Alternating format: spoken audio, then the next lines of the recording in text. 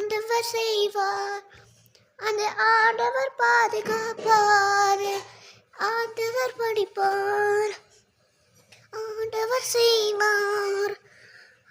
ஆண்டவரே ஒரு குடும்பத்தில் ஒரு நபரை வாழ்ந்து கொண்டாரே.